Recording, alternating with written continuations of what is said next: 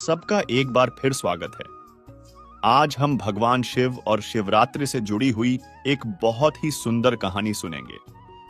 मित्रों, अगर आज की इन कहानियों को आप ध्यान लगाकर मन से सुनेंगे तो मैं भगवान शिव से प्रार्थना करूंगा कि वह आपकी सारी मनोकामना पूर्ण करें और उनका आशीर्वाद और उनकी सीख सदा आपके साथ रहे। एक बार की बात है, भोला और हरिया बहुत गहरे दोस्त थे।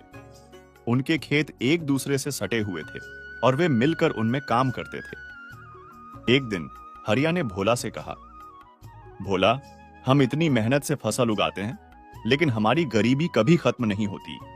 हमें कुछ और करने की कोशिश करनी चाहिए। भोला ने जवाब दिया, दोस्त, ऐसा नहीं है। हमें भगवान जो देते हैं उसमें संतुष्ट रहना चाहिए। हरिया गुस्से में आ गया और बोला, तुम्हें कुछ समझ नहीं आता। तुम इतने दिनों से शिव की पूजा कर रहे हो। भगवान ने तुम्हें आज तक क्या दिया है? भोला ने जवाब दिया, मैंने अपने भोले बाबा से कभी कुछ नहीं मांगा। मैं बस सच्चे दिल से उनकी पूजा करता हूं और वे सब कुछ संभाल लेते हैं। मुझे मांगने की जरूरत नहीं है। तुम्हें मेरे साथ मंदिर चलना चाहिए। शायद इससे तुम्हारे मन का लालच दूर हो जाए। हरिया अभी भी गुस्से में घर चला गया। जब उसकी पत्नी सुमित्रा ने उससे पूछा कि क्या हुआ, तो हरिया ने कहा, मैंने भोला को सुझाव दिया कि हम मिलकर एक व्यवसाय शुरू करें, लेकिन उसने मना कर दिया, यह कहते हुए कि वह भोले बाबा की कृपा से जो कुछ भी उसके पास है उससे खुश है। यह सुनकर सुमित्रा ने कहा, भोला भगवान शिव का भक्त है। तुम बचपन से उसके साथ रहे हो, फिर भी तुम कभी मंदिर नहीं गए। हर किसी की अपनी मान्यताएं होती हैं।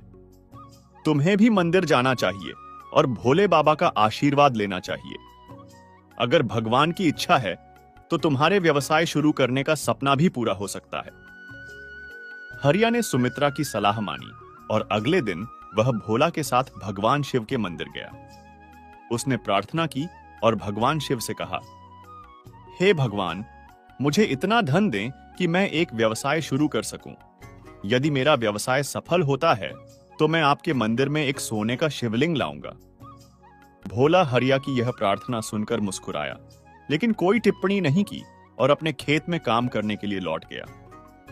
कुछ दिनों बाद हरिया ने कर्ज लेकर अपना व्यवसाय शुरू किया। भगवान शिव की कृपा से उसका व्यवसाय फलने फूलने लगा। एक दिन हरिया भोला से मिला और कहा, भोला, तुमने इतने वर्षों तक भोले बाबा की पूजा की और कभी कुछ नहीं मांगा, और मैं बस एक दिन मंदिर गया और भगवान से मेरे सोने के शिवलिंग के वादे को पूरा करने में मदद करने के लिए कहा, और बाबा खुश हुए और मेरा व्यवसाय शुरू हो गया। भोला ने कहा, तुम्हें वह मिला जो तुमने मांगा था। मैंने तो बस भगवान से उनकी भक्ति मांगी और उसमें मैं बहुत खुश हूं। तुम्हारी खुशी धन में है और मेरी खुशी भोलेनाथ की भक्ति में है। हरिया ने गर्व से कहा, देखना, इस साल शिवरात्रि पर अगर मैं एक सोने का शिवलिंग चढ़ाऊंगा तो तुम्हारे बाबा मुझे और भी अमीर बना देंगे। भोला ने यह सुनकर मुस्कुराया। शाम को भोला घर गया और सब कुछ अपनी पत्नी कमला को बताया। कमला ने कहा, ऐसा लगता है कि तुम्हारे भोले बाबा भेदभाव करते हैं। वह तुम्हारे दोस्त की एक दिन की पूजा से प्रसन्न हो गए और उसे धन दे दिया, और तुम इतने वर्षों से पूजा कर रहे हो। उसका क्या परिणाम हुआ? तुम्हें भी मंदिर जाना चाहिए और बाबा को बताना चाहिए कि तुम भी एक सोने का शिवलिंग चढ़ाओगे। भोला ने कहा, लेकिन शिवरात्रि में केवल कुछ ही दिन बचे हैं। मैं सोने का शिवलिंग कहां से लाऊंगा? लेकिन अगर तुम जिद करती हो तो मैं मिट्टी का शिवलिंग बनाकर चढ़ा दूंगा। कमला ने और कुछ नहीं कहा। अगले दिन भोला शिवजी के मंदिर गया और बाबा से कहा, भोले बाबा, मैं आपको शिवरात्रि पर मिट्टी का शिवलिंग चढ़ाऊंगा। फिर वह अपने खेत में चला गया। शिवरात्रि के दिन भोला और हरिया अपनी पूजा की थाल सजाकर मंदिर पहुंचे। कमला और सुमित्रा भी अपने पतियों के साथ आईं। सभी ने मंदिर में पूजा की और फिर पुजारी से शिवलिंग चढ़ाने को कहा। पुजारी ने कहा, अपने शिवलिंग पर दूध डालें और इसे भगवान के चरणों में रख दें। पुजारी के शब्द सुनकर हरिया जोर से हंसने लगा और कहा, हाँ, दूध मेरे शिवलिंग पर चढ़ाया जाएगा, लेकिन भोला का शिवलिंग मिट्टी का बना है, दूध डालते ही वह घुल जाएगा। यह सुनकर भोला की आंखों में आंसू आ गए और उसने भोलेनाथ से कहा, भोले बाबा, आज आपके भक्त की परीक्षा है। मेरी निस्वार्थ भक्ति आज अमीरों के आगे फीकी पड़ रही है, कृपया मेरी रक्षा करें भगवान। इसके बाद दोनों दोस्तों ने अपने हाथों में दूध का बर्तन लिया और अपने अपने शिवलिंगों पर दूध डालना शुरू किया। जैसे ही दूध डाला गया, हरिया का सोने का शिवलिंग मिट्टी में बदल गया और टूटने लगा, जबकि भोला का मिट्टी का शिवलिंग दूध के स्पर्श करते ही सोने में बदल गया। यह देखकर भोला खुशी से झूम उठा और हरिया रोने लगा। फिर भोला ने समझाया, दोस्त, भगवान धन से नहीं बल्कि तुम्हारे दिल में भावनाओं से प्रसन्न होते हैं। जैसे ही तुमने धन प्राप्त किया, तुम्हारे दिल की भावनाएं गर्व में बदल गईं, इसीलिए तुम्हारा सोना मिट्टी में बदल गया, और क्योंकि मेरे इरादे शुद्ध थे, इसलिए मेरी मिट्टी भी सोने में बदल गई। हरिया ने भोला से माफी मांगी। भगवान भोलेनाथ के चरणों में गिर गया और रोने लगा। भोला ने कहा, हरिया, भोलेनाथ के सामने रोने से तुम्हारा दिल पवित्र हो गया है। उसके बाद हरिया और भोला दोनों ने मिलकर खेती और व्यापार करना शुरू कर दिया और भगवान भोलेनाथ ने उनकी सभी परेशानियां दूर कर दी। मित्रों, अगर आज की इन कहानियों को आप ध्यान लगाकर मन से सुनेंगे तो मैं भगवान शिव से प्रार्थना करूंगा कि वह आपकी सारी मनोकामना पूर्ण करे और उनका आशीर्वाद और उनकी सीख सदा आपके साथ रहे। मित्रों, एक गांव में दो पति और पत्नी रहते थे, जिसमें पति का नाम अनुज और पत्नी का नाम अंजलि था। एक दिन दोनों में बहुत बहस हो गई। अनुज की पत्नी अंजलि ने कहा, मैंने तुम्हें कितनी बार कहा है, पर मेरी सुनता कौन है? जो मन में आए वही करो इस घर में। अनुज ने कहा, क्या हुआ अंजलि, इतनी नाराज क्यों हो?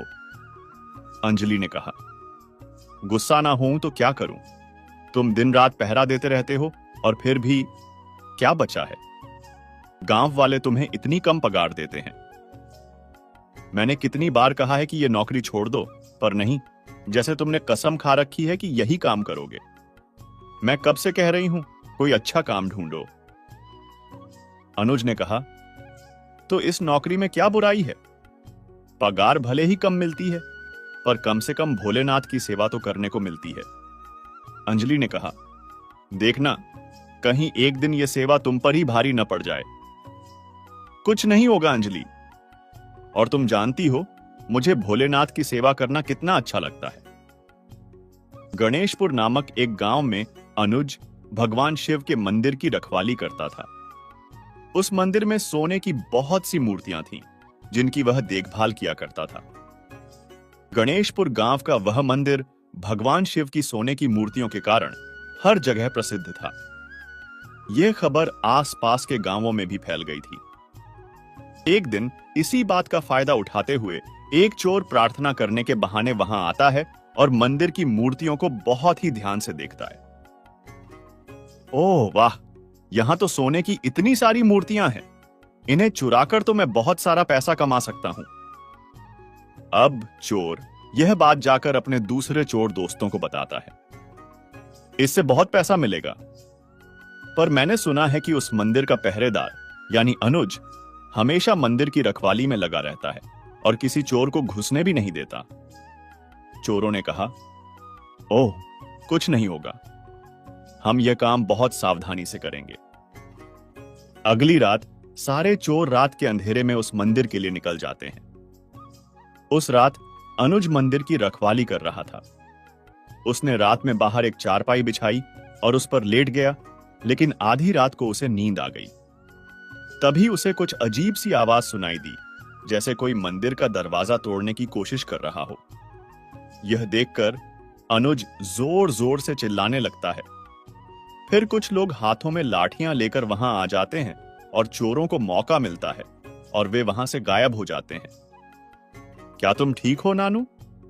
हाँ, भगवान शिव की कृपा से सब ठीक है। आज तो वो चोर बच गया, पर जिस दिन उसे मौका मिलेगा वो मंदिर की सारी मूर्तियां चुरा ले जाएगा। नहीं, ऐसा कभी नहीं होगा जब तक मैं यहां हूं।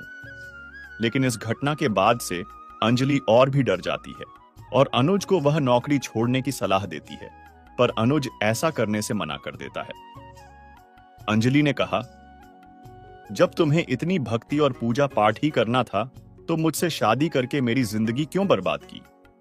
तुम्हें परिवार की कोई जिम्मेदारी है भी या नहीं? अनुज ने कहा, मैं तुम्हारे लिए जितना कर सकता हूं करता हूं। मुझे 2 वक्त का खाना शांति से मिल जाता है और मुझे क्या चाहिए? मुझे अपने भोलेनाथ पर पूरा भरोसा है। वे बहुत दयालु हैं और अभी तो मुझे उन सोने की मूर्तियों की देखभाल करनी है। कुछ दिन ऐसे ही बीत जाते हैं। कुछ दिनों बाद वे चोर फिर से उस मंदिर में आते हैं, लेकिन इस बार वे पहले अनुज को बुरी तरह पीटते हैं और उसे घायल कर देते हैं। अनुज के सिर से खून निकलने लगता है। दर्द से अनुज जोर जोर से चिल्लाने लगता है। उसकी आवाज सुनकर कुछ लोग वहां आ जाते हैं और एक बार फिर वे चोर वहां से भाग जाते हैं। सब लोग जल्दी से उसे अस्पताल ले जाते हैं, जहां डॉक्टर उसका इलाज करते हैं, लेकिन अनुज का ध्यान अभी भी मंदिर की ओर ही था। अगले दिन वे चोर मौका देखकर फिर से उस मंदिर की ओर आने लगते हैं, लेकिन इस बार अनुज उन्हें बुरी तरह पीटता है और कहता है, चले जाओ यहां से। तुम एक दिन में इतनी जल्दी कैसे ठीक हो गए? हाँ, तुम तो अस्पताल में थे, फिर तुम यहां कैसे आए? मैं यहां कैसे आया उससे तुम्हें कोई मतलब नहीं होना चाहिए। बस इतना याद रखना कि अब से कभी भी इस मंदिर के आसपास मत भटकना और अनुज से पंगा मत लेना। बेहतर होगा कि वह अनुज से पंगा न ले। डर के मारे वे तीनों वहां से भाग जाते हैं और जाकर अपने सरदार यानी बड़े चोर को सब कुछ बताते हैं। सरकार, वो तो बस एक दिन में अस्पताल से वापस आ गया।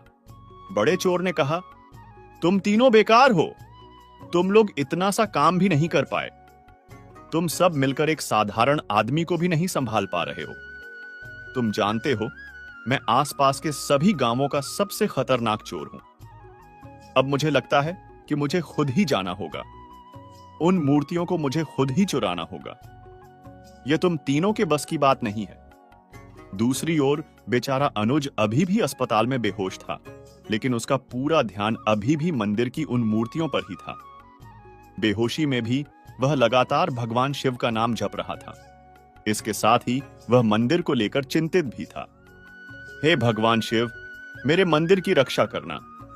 तभी उसे एक चमकीली अद्भुत रोशनी दिखाई देती है, जिसमें से भगवान शिव प्रकट होते हैं और कहते हैं, चिंता मत करो अनुज, मैं यहां हूं, मैं सब कुछ संभाल लूंगा। यह कहकर शिव जी गायब हो जाते हैं। दूसरी ओर चोर सरदार अपने दोस्तों के साथ मिलकर एक बार फिर मंदिर में चोरी करने की योजना बनाता है और चोरी करने के लिए चला जाता है। जब वह वहां पहुंचता है तो देखता है कि अनुज पहले से ही वहां मौजूद है। वह अपने दोस्तों के साथ सोचता है कि आज अनुज को खत्म कर देना है। आज तो मैं इसे मार ही डालूंगा। इसने इस मंदिर की बहुत रक्षा की है, लेकिन अब और नहीं। आओ दोस्तों। लेकिन उन्हें यह नहीं पता था कि वह अनुज नहीं, बल्कि स्वयं महादेव उनके रूप में बैठे हैं। सरदार एक चाकू निकालता है और उसे मारने के लिए आगे बढ़ता है। तभी महादेव अनुज के रूप में सरदार को दोनों हाथों से उठाते हैं और उसे हवा में एक पहिए की तरह घुमाते हैं और उसे जोर से जमीन पर पटक देते हैं, जिससे सरदार बहुत गुस्से में आ जाता है। चोर सरदार ने कहा, तू नालायक, तूने मेरे ऊपर हाथ उठाया। अब चाहे मुझे सोने की मूर्तियां मिलें या नहीं, पर आज तो मैं तेरी जान लेकर ही रहूंगा। उनकी आवाज सुनकर आसपास के लोग वहां आ जाते हैं। अरे, अनुज तो अस्पताल में है, फिर ये कौन है जो बिल्कुल अनुज जैसा दिखता है? हे भगवान, ये कैसी लीला है? तभी अंजलि भी आ जाती है। हाँ, ये क्या है? मैं तो अभी उससे अस्पताल में मिलकर आई हूं, फिर ये कौन है? अंजलि के मन में कई सवाल चल रहे थे। दूसरी ओर शिवजी सरदार और उसके दोस्तों को बुरी तरह पीटते हैं। तभी अंजलि को अपनी गलती का एहसास होता है। ओ महादेव, मुझे माफ कर दो। मैं हमेशा अपने पति को इस मंदिर की देखभाल करने से रोकती थी, पर क्या मैं पागल हूं? मुझे पता है कि जिसे वह इतना प्यार करते हैं, भोलेनाथ भी उनसे उतना ही प्यार करते हैं। आज उनकी खातिर तुम खुद यहां आए हो। मैं जानती हूं भगवान, ये तुम हो। हमें दर्शन दो प्रभु। यह सुनकर महादेव मुस्कुराते हैं। फिर वे अपने असली रूप में आ जाते हैं। इसके साथ ही अनुज भी सुरक्षित रूप से होश में आ जाता है। अनुज कम वेतन मिलने के बावजूद भगवान शिव के मंदिर की रखवाली करता है। यह उसकी निस्वार्थ भक्ति और समर्पण को दर्शाता है। हमें भी अपने कार्यों में श्रद्धा और समर्पण का भाव रखना चाहिए। अनुज अपनी पत्नी की चिंताओं के बावजूद मंदिर की रखवाली की जिम्मेदारी को निभाता है। यह हमें सिखाता है कि हमें अपनी जिम्मेदारियों को ईमानदारी से निभाना चाहिए, चाहे परिस्थितियां कैसी भी हों। अनुज को भगवान शिव पर अटूट विश्वास है। जब वह घायल होता है और चोरों से घिरा होता है, तब भी वह भगवान शिव का नाम जपता है और भगवान उसकी रक्षा करते हैं। यह हमें सिखाता है कि हमें हर परिस्थिति में भगवान पर विश्वास रखना चाहिए। अंत में भगवान शिव स्वयं प्रकट होते हैं और चोरों को हराते हैं। यह दिखाता है कि अंत में अच्छाई की ही जीत होती है। हमें हमेशा सही रास्ते पर चलना चाहिए और बुराई का विरोध करना चाहिए। अंजलि को अपनी गलती का एहसास होता है कि उसने अनुज को मंदिर की रखवाली करने से रोका। वह भगवान शिव से क्षमा मांगती है और अपनी गलती सुधारती है। यह हमें सिखाता है कि हमें अपनी गलतियों को स्वीकार करना चाहिए और उन्हें सुधारने का प्रयास करना चाहिए। अंजलि शुरू में अनुज की नौकरी से खुश नहीं है, लेकिन अंत में वह उसे समझती है और उसका समर्थन करती है। यह परिवार के सदस्यों के बीच समझ और समर्थन के महत्व को दर्शाता है। चोर सोने की मूर्तियों को चुराने के लिए आते हैं, लेकिन अनुज और भगवान शिव उन मूर्तियों की रक्षा करते हैं। यह हमें सिखाता है कि हमें भौतिक चीजों से ज्यादा आध्यात्मिक मूल्यों को महत्व देना चाहिए। अनुज भोलेनाथ की सेवा करना पसंद करता है और यह सेवा ही उसे भगवान का प्रिय बनाती है। इससे हमें सीख मिलती है कि निस्वार्थ भाव से सेवा करना सबसे बड़ी भक्ति है। चोर लालच में आकर मंदिर को लूटने आते हैं और अंत में असफल होते हैं। यह कहानी हमें भक्ति, कर्तव्य, विश्वास, अच्छाई की जीत, गलती का एहसास, पारिवारिक समर्थन, आध्यात्मिक मूल्यों और सेवा के महत्व के बारे में सिखाती है। यह हमें एक बेहतर इंसान बनने और एक सार्थक जीवन जीने के लिए प्रेरित करती है। मित्रों, अगर आज की इन कहानियों को आप ध्यान लगाकर मन से सुनेंगे, तो मैं भगवान शिव से प्रार्थना करूंगा कि वह आपकी सारी मनोकामना पूर्ण करें और उनका आशीर्वाद और उनकी सीख सदा आपके साथ रहे। क्योंकि इन कहानियों में भगवान शिव की ऐसी ऐसी बातें हैं जो हमें जीवन जीने का सही तरीका बताएगी। मिथुन, एक बार की बात है, भोलापुर गांव में ब्रिजपाल नाम का एक ब्राह्मण रहता था जो स्वभाव से बहुत आलसी था। उसकी पत्नी सुनीता और बेटी गुड्डी भी उसके साथ घर में रहती थी। ब्रिजपाल सारा दिन चारपाई पर लेटा रहता था। वह पूरे दिन में बस एक ही काम करता था और वो था भगवान शंकर की पूजा करना। वह हर सुबह और शाम भगवान शंकर की पूजा करता था और उनके नाम की माला जपता था। फिर आलस के मारे सारा दिन सोता रहता था। उसके सोने की वजह से ब्रिजपाल और उसकी पत्नी के बीच अक्सर झगड़ा होता रहता था। ब्रिजपाल की पत्नी ने कहा, अब उठो भी, कब तक सोते रहोगे? चलो खाना खाओ और खेत पर जाओ, फसल काटने का समय हो गया है। और हां, लौटते समय नदी के किनारे से सरसों का साग तोड़कर ले आना। घर में पकाने के लिए कोई सब्जी नहीं है। और हां, भूलना मत, नहीं तो मैं आज खाना नहीं बनाऊंगी। अपनी पत्नी की बातों को अनसुना करते हुए ब्रिजपाल फिर से चादर ओढ़कर सो जाता है।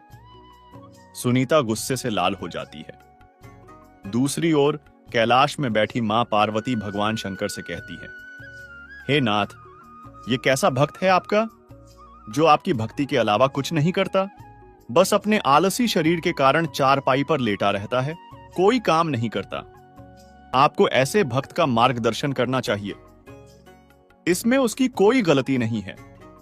यह सब उसके पिछले जन्म का फल है।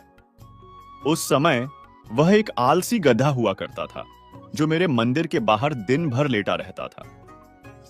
जब भी भक्त मंदिर में मेरा नाम जपते थे तो उसकी आवाज उसके कानों में गूंजती थी और वह सोते हुए भी मेरा नाम सुनता था।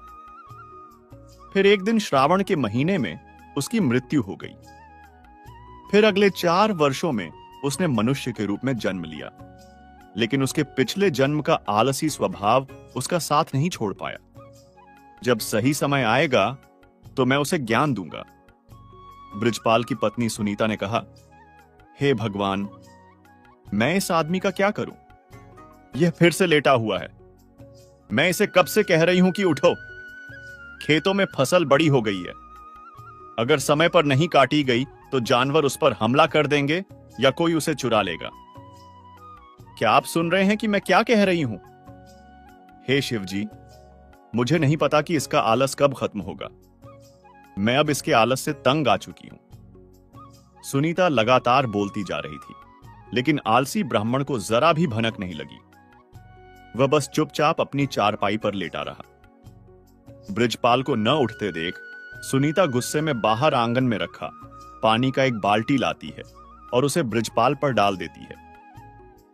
बृजपाल पूरी तरह से भीग जाता है और वह गुस्से में उठकर उससे लड़ने लगता है। दोनों के बीच काफी देर तक बहस होती है। फिर वह गुस्से में घर से निकल जाता है और शंकर भगवान के मंदिर में जाता है और वहां पहुंचकर शंकर जी से कहता है, हे शंकर भगवान, मैं अपनी पत्नी की रोज रोज की चिक चिक से तंग आ चुका हूं। अगर मेरी भक्ति से आप प्रसन्न हुए हैं तो कृपया मुझे दर्शन दें प्रभु। यह कहकर वह जोर जोर से रोने लगता है। उसके प्रति उसका प्रेम और भक्ति देखकर भगवान शंकर उसके सामने प्रकट होते हैं और कहते हैं, बृजपाल, तुम्हारी भक्ति से मैं प्रसन्न हुआ हूं। तुम सच में मेरे परम भक्त हो। बताओ, तुम मुझसे क्या वरदान चाहते हो? ओ प्रभु, मुझे कुछ ऐसा दीजिए जो मेरे हर शब्द का पालन करे और मेरे सारे काम करे। भगवान शिव ने बृजपाल की बात सुनकर कहा, यह मेरा छोटा सा त्रिशूल लो। तुम इस त्रिशूल को जहां भी रखोगे यह अपने आप अपना काम करने लगेगा और काम पूरा होने के बाद ही रुकेगा। लेकिन हां, अगर तुमने इसे काम करने से मना कर दिया तो यह हमेशा के लिए गायब हो जाएगा और मेरे पास वापस आ जाएगा। भगवान शंकर उसे त्रिशूल देते हैं और गायब हो जाते हैं। त्रिशूल देखकर बृजपाल बहुत खुश हो जाता है, यह सोचकर कि अब उसे कोई काम नहीं करना पड़ेगा। इसके बाद वह त्रिशूल लेकर घर पहुंचता है और अपनी पत्नी और बेटी को त्रिशूल के बारे में सब कुछ बताता है। अगले दिन बृजपाल भगवान शंकर का नाम लेकर उस त्रिशूल का इस्तेमाल करना शुरू कर देता है। जैसे ही उसने त्रिशूल को घर के बीच में रखा, पूरे घर में बहुत शोर मच गया। सफाई अपने आप होने लगी। वह त्रिशूल को जिस चीज पर भी रखता वह अपने आप काम करने लगती थी। अगर वह उसे खेतों में रखता तो पूरी फसल अपने आप कट जाती थी। कई दिन ऐसे ही बीत जाते हैं। एक दिन जब सुनीता गुड्डी के साथ अपने मायके गई हुई थी तो बृजपाल ने त्रिशूल को गैस स्टोव के पास रखा और कहा, जल्दी से मेरे लिए कुछ स्वादिष्ट खाना तैयार करो।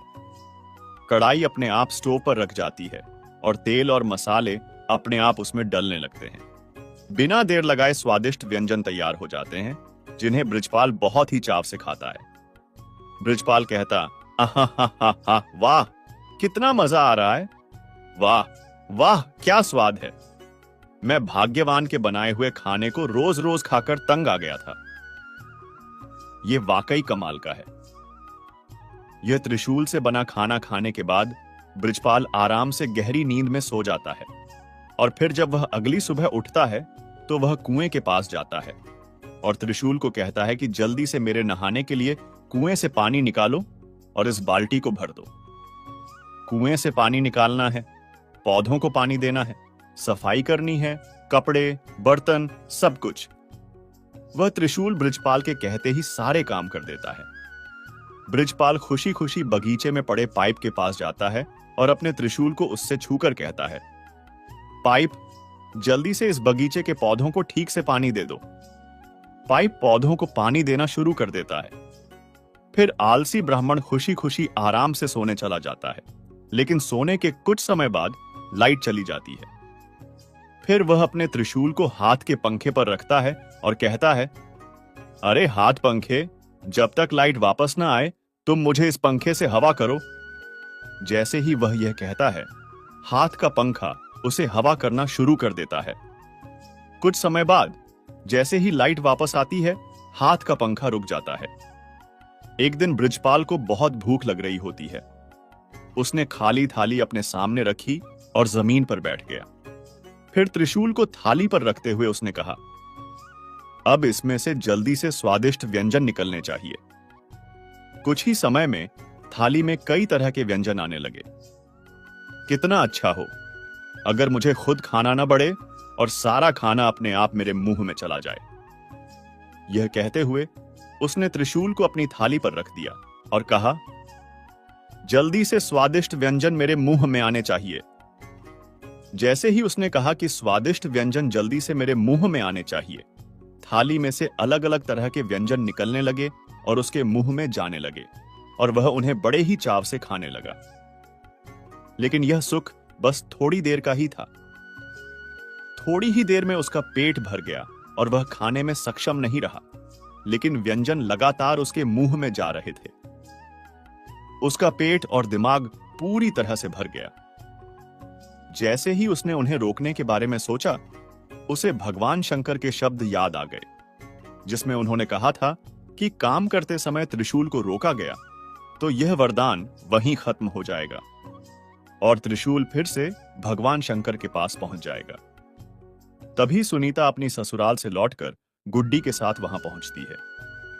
वे दोनों यह सब देखकर हैरान रह जाती हैं। सुनो, देखो, तुम्हारा पेट इतना फूल रहा है, जल्दी से इस त्रिशूल को रुकने के लिए कहो। बृजपाल भगवान शंकर द्वारा दिए गए वरदान को खोना नहीं चाहता था, लेकिन फिर भी वह थकावट में कहता है, रुक जाओ। जैसे ही वह यह कहता है, खाना रुक जाता है, लेकिन साथ ही वह त्रिशूल भी वहां से गायब हो जाता है। वह अपना त्रिशूल खोने से बहुत दुखी था, लेकिन अब वह कुछ नहीं कर सकता था। उसने भगवान शंकर द्वारा दिया गया वरदान खो दिया था। अभी तक बृजपाल त्रिशूल को सौंपे गए सभी कार्यों को कब रोकना है यह बता देता था, लेकिन खाना खाते समय कब रोकना है यह बताना वह भूल गया, जिसके कारण खाना बिना रुके उसके मुंह में आ रहा था। सब कुछ समझने के बाद बृजपाल ने कहा, हे महादेव, मैं समझ गया कि आपने मुझे यह वरदान मुझे सबक सिखाने के लिए दिया था। सच में मैं इतना मूर्ख था जो हर छोटे काम के लिए भी आलस दिखाता था, और अब मैंने सीख लिया है कि छोटे काम के लिए भी किसी और पर निर्भर रहने से कितनी बड़ी समस्या आ सकती है। उस दिन के बाद से बृजपाल ने हमेशा के लिए आलस छोड़ दिया और हर दिन खेतों में जाने लगा। वह अपने सभी काम खुद करने लगा और दिन में 2 बार भगवान शंकर की पूजा भी करता था। अब उसका जीवन पूरी तरह से सफल हो गया। आलसी ब्राह्मण और शिव त्रिशूल का वरदान बृजपाल के जीवन में अब एक नया बदलाव आया था। पहले जो सारा दिन चारपाई पर पड़े रहकर भगवान शंकर का नाम जपता था, अब वही बृजपाल सुबह सूरज निकलने से पहले उठ जाता, स्नान करके खेत पर जाता और पूरे मन से काम करता। उसकी पत्नी सुनीता और बेटी गुड्डी भी उसे इस बदलाव को देखकर बहुत खुश थीं। एक दिन जब बृजपाल खेत में काम कर रहा था, तो उसे एक वृद्ध साधु आते हुए दिखाई दिया। साधु के चेहरे पर एक तेज था और उसकी आंखें बहुत शांत थीं। साधु बृजपाल के पास आकर बोला, बृजपाल, क्या तुम जानते हो कि भगवान शंकर ने तुम्हें त्रिशूल क्यों दिया था? बृजपाल ने जवाब दिया, मुझे लगता है कि उन्होंने मुझे आलस छोड़ने का सबक सिखाने के लिए दिया था। साधु मुस्कुराया, हां, यह एक कारण था, लेकिन यह एकमात्र कारण नहीं था। भगवान शंकर ने तुम्हें त्रिशूल इसलिए भी दिया था क्योंकि वे जानते थे कि तुम्हारे अंदर एक भक्त का हृदय है जो उनकी सेवा करने के लिए हमेशा तत्पर रहता है। त्रिशूल के जरिए वे तुम्हें यह दिखाना चाहते थे कि सेवा का अर्थ केवल पूजा पाठ करना ही नहीं, बल्कि अपने कर्मों को भी ईमानदारी और निष्ठा से करना है। बृजपाल हैरान रह गया। उसने कभी इस तरह से नहीं सोचा था। साधु आगे बोला, तुम्हारे अंदर अभी भी आलस्य का थोड़ा सा अंश बचा हुआ है। तुम भगवान शंकर से वरदान पाकर खुश तो थे, लेकिन तुमने यह नहीं समझा कि यह वरदान तुम्हें एक जिम्मेदारी भी देता है। तुम्हें उस शक्ति का उपयोग दूसरों की मदद करने और समाज को बेहतर बनाने के लिए करना चाहिए था। बृजपाल को अपनी गलती का एहसास हुआ। उसने सोचा कि साधु बिल्कुल सही कह रहा है। उसने भगवान शंकर से त्रिशूल तो मांगा था, लेकिन उसने यह कभी नहीं सोचा कि वह उसका उपयोग दूसरों के लिए कैसे कर सकता है। मैं समझ गया, ब्रजपाल ने कहा। मुझे क्षमा करें, मैं आगे से और अधिक सावधान रहूंगा। साधु ने मुस्कुराकर कहा, भगवान शंकर हमेशा दयालु होते हैं। वे तुम्हारे हृदय की पवित्रता को जानते हैं। अब जाओ और अपने कर्मों से उन्हें प्रसन्न करो। यह कहकर साधु वहां से चला गया। ब्रजपाल ने साधु की बातों पर गहराई से विचार किया। उसने महसूस किया कि उसे अपने जीवन में एक नया उद्देश्य ढूंढना होगा। उसने फैसला किया कि वह अब अपने खेत में और भी मेहनत करेगा और वह अपनी कमाई का एक हिस्सा गरीबों और जरूरतमंदों की मदद के लिए दान करेगा। उस दिन से ब्रजपाल ने अपने जीवन में और भी अधिक बदलाव किए। उसने गांव के लोगों को एकजुट करके एक स्कूल खोला, जहां बच्चे मुफ्त में शिक्षा प्राप्त कर सकते थे। उसने गांव में एक अस्पताल भी बनवाया, जहां गरीबों का मुफ्त में इलाज होता था। उसने अपने गांव को एक आदर्श गांव बनाने के लिए हर संभव प्रयास किया। धीरे धीरे ब्रजपाल का गांव एक खुशहाल और समृद्ध गांव बन गया। गांव के लोग उसे बहुत प्यार और सम्मान करते थे। वे जानते थे कि ब्रजपाल एक सच्चा भक्त है, जिसने अपने जीवन को दूसरों की सेवा के लिए समर्पित कर दिया है। एक दिन जब ब्रजपाल मंदिर में भगवान शंकर की पूजा कर रहा था, तो उसे फिर से वही बूढ़ा साधु दिखाई दिया। साधु मुस्कुराया, ब्रजपाल, अब तुम एक सच्चे भक्त बन गए हो। तुमने अपने कर्मों से भगवान शंकर को प्रसन्न कर दिया है। अब तुम्हारा जीवन सफल हो गया है। ब्रजपाल ने साधु के चरणों में गिरकर आशीर्वाद मांगा। साधु ने उसे आशीर्वाद दिया और वहां से चला गया। ब्रजपाल ने अपने जीवन के अंत तक भगवान शंकर की सेवा की और दूसरों की मदद की।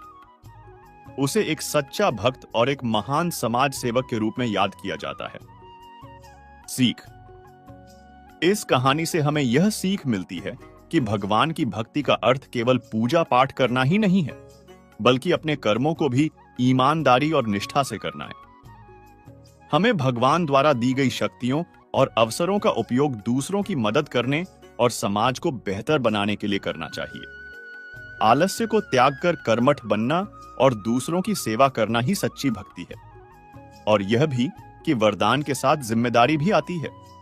मित्रों, अगर आज की इन कहानियों को आप ध्यान लगाकर मन से सुनेंगे, तो मैं भगवान शिव से प्रार्थना करूंगा कि वह आपकी सारी मनोकामना पूर्ण करें और उनका आशीर्वाद और उनकी सीख सदा आपके साथ रहे। दोस्तों, अधिकतर लोग यही जानते हैं कि महाशिवरात्रि भगवान शिव और माता पार्वती के विवाह के उपलक्ष्य में मनाई जाती है। लेकिन कुछ विद्वानों का मानना है कि शिवरात्रि के दिन ही भगवान शिव ने कालकूट नामक विष पिया था, जो सागर मंथन के समय समुद्र से निकला था। हालांकि शिव पुराण में एक शिकारी से जुड़ी कथा का भी वर्णन किया गया है। शिव पुराण की कोटि रुद्र संहिता में वर्णित कथा के अनुसार प्राचीन काल में एक वन में एक भील रहता था, जिसका नाम गुरुद्वार था। वह क्रूर कर्म किया करता था। वह प्रतिदिन वन में जाकर हिरण और अन्य जानवरों का शिकार करता था और विभिन्न प्रकार की चोरियां भी करता था। उसने बचपन से ही कभी कोई शुभ कर्म नहीं किया था। इस प्रकार वन में रहते हुए उस दुष्ट भील का बहुत समय बीत गया। एक दिन एक बहुत ही सुंदर और शुभ शिवरात्रि आई, लेकिन वह दुष्ट व्यक्ति घने जंगल में रहता था, इसलिए उसे इस व्रत के बारे में कुछ भी पता नहीं था। उसी दिन उसके माता पिता और पत्नी भूखे होने के कारण उससे भोजन मांगने लगे। उनके बार बार अनुरोध करने पर वह भील तुरंत अपना धनुष लेकर जंगल की ओर चला गया और हिरणों का शिकार करने के लिए पूरे जंगल में घूमने लगा। दैवीय संयोग से उसे उस दिन कुछ भी नहीं मिला और सूर्यास्त हो गया। इससे वह बहुत दुखी हुआ और सोचने लगा, अब मैं क्या करूं? कहां जाऊं? आज तो मुझे कुछ भी नहीं मिला। घर पर बच्चों और माता पिता का क्या होगा? मेरी पत्नी की क्या हालत होगी? तो उसने सोचा, मुझे कुछ लेकर ही घर जाना चाहिए। यह निश्चय करके शिकारी एक जलाशय के पास पहुंचा, जहां पानी में उतरने के लिए एक घाट था। वह वहां गया और खड़ा होकर मन ही मन सोचने लगा, यहां कोई ना कोई प्राणी पानी पीने अवश्य आएगा। मैं उसे मारकर घर ले जाऊंगा। यह निश्चय करके शिकारी एक बेल के पेड़ पर चढ़ गया और अपने साथ पानी लेकर वहीं बैठ गया। उसके मन में केवल यही चिंता थी, कब कोई प्राणी आएगा और कब वह उसे मार पाएगा। इस तरह प्रतीक्षा करते हुए भूख और प्यास से पीड़ित होकर वह वहीं बैठा रहा। इस तरह काफी रात बीत गई और जब रात का पहला प्रहर शुरू हुआ तो एक प्यासी हिरनी वहां आई। उसे देखकर शिकारी बहुत खुश हुआ और उसने तुरंत उसे मारने के लिए अपने धनुष पर तीर चढ़ा लिया। ऐसा करते समय उसके हाथ के धक्के से थोड़ा सा पानी और बेलपत्र नीचे गिर गए। संयोगवश उस पेड़ के नीचे एक शिवलिंग स्थापित था, जिसके बारे में शिकारी को पता नहीं था।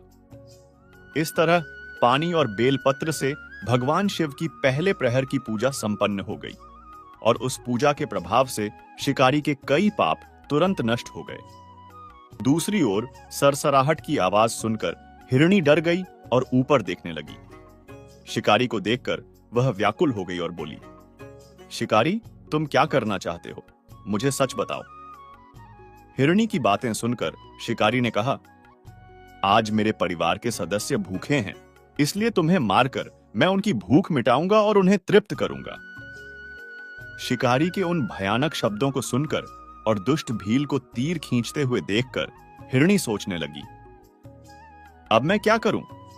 कहां जाऊं? मुझे कोई उपाय सोचना होगा।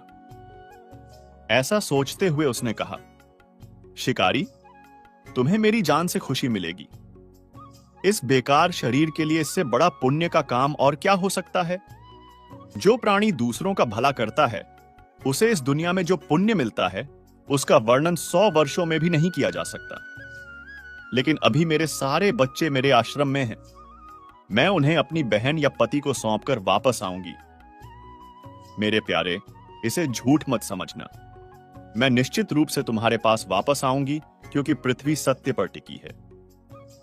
समुद्र सत्य के कारण अपनी सीमा में स्थित है और झरनों से पानी की धाराएं सत्य के कारण गिरती रहती है।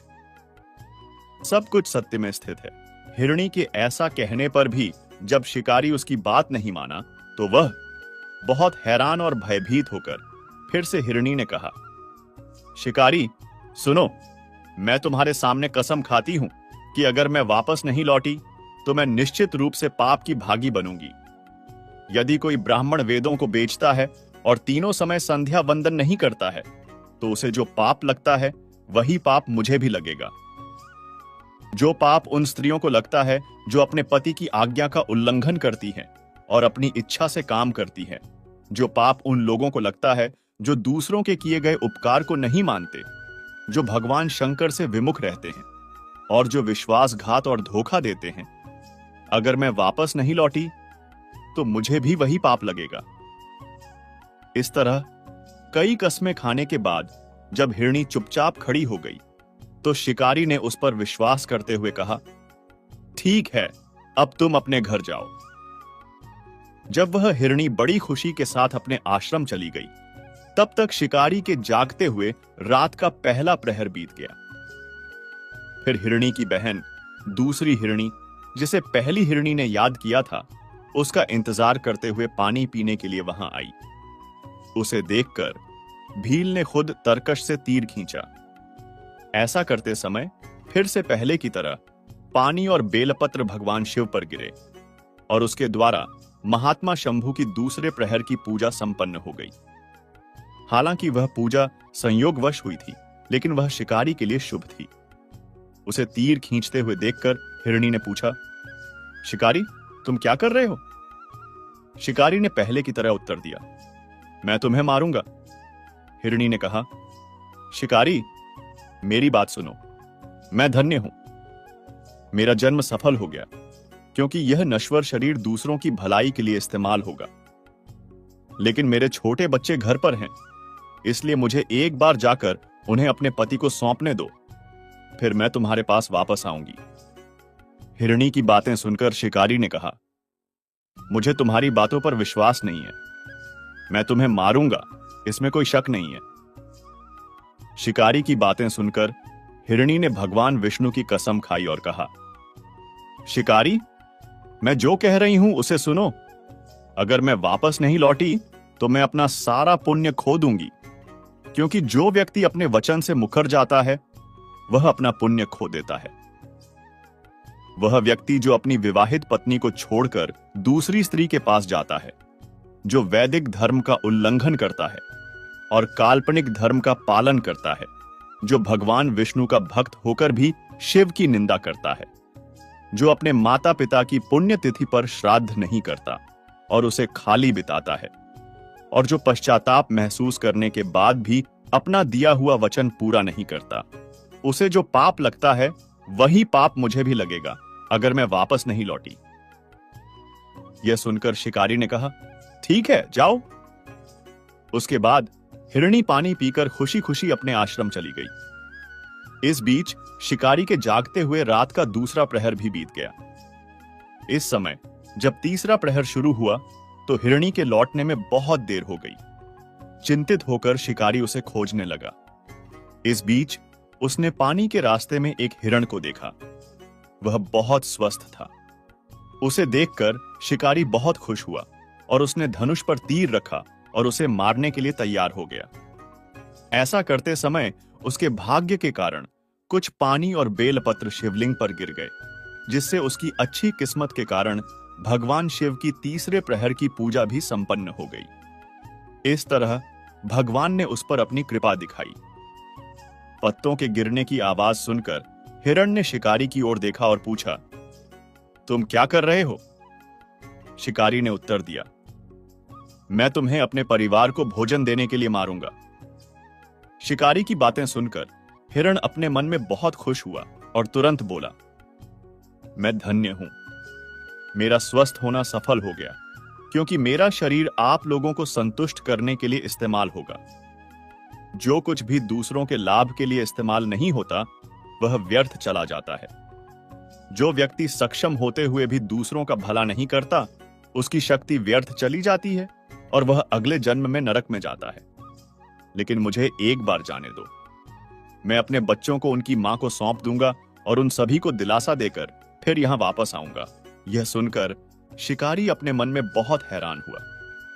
उसका दिल कुछ हद तक शुद्ध हो गया था और उसके सारे पाप नष्ट हो गए थे।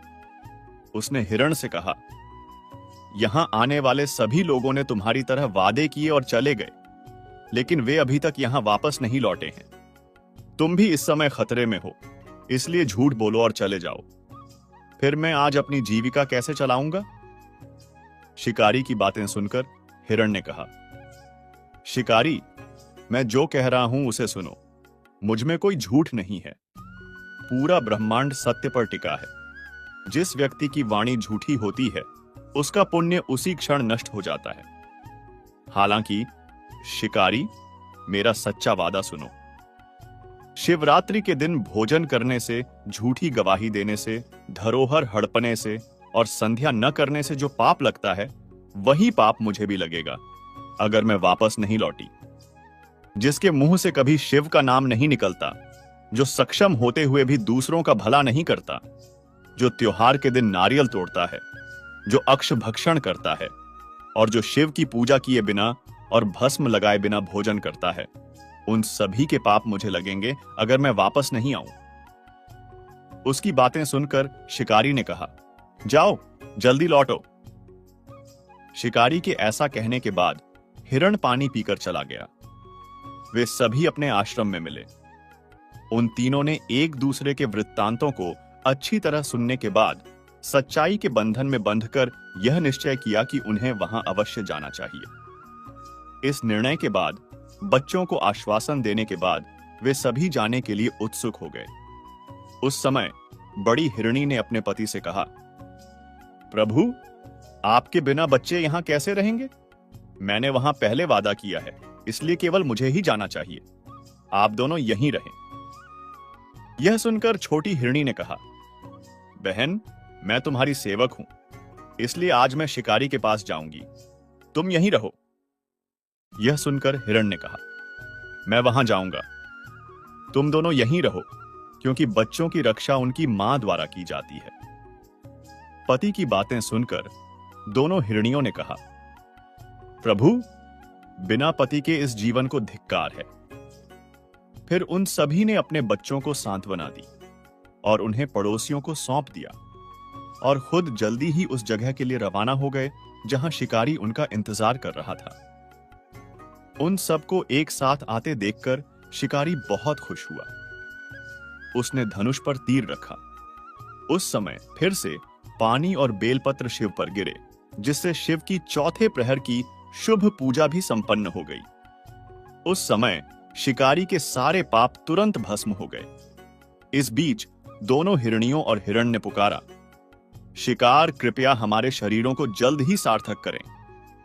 इन शब्दों को सुनकर शिकारी बहुत हैरान हुआ। शिव पूजा के प्रभाव से उसे दुर्लभ ज्ञान प्राप्त हुआ। उसने सोचा, ये हिरण अज्ञानी जानवर होने के बावजूद धन्य हैं, जो अज्ञानी होते हुए भी अपने शरीर से दूसरों का भला करना चाहते हैं।